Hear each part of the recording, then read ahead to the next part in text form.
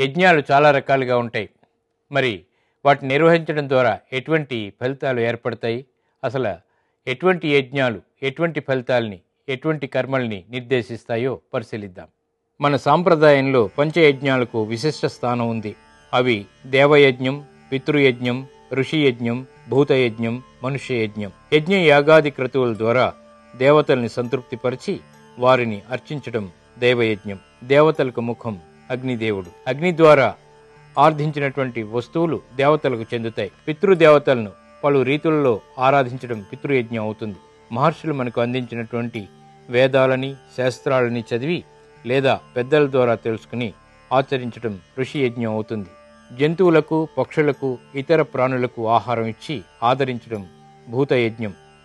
ప్రతినిత్యం మన ఇంటికి వచ్చేటువంటి అతిథులను ఆదరించి దాన ధర్మాలు నిర్వహిస్తూ ఉత్తమ జీవనం గడపడం అనేటువంటిది మనుష్య యజ్ఞం. ఈ 5 యజ్ఞాలను ఆచరించడం వల్ల ఉత్తమ జన్మ సంస్కారం అలవడుతుంది, గ్రహాల యొక్క ప్రతికూలత తగ్గుతుంది.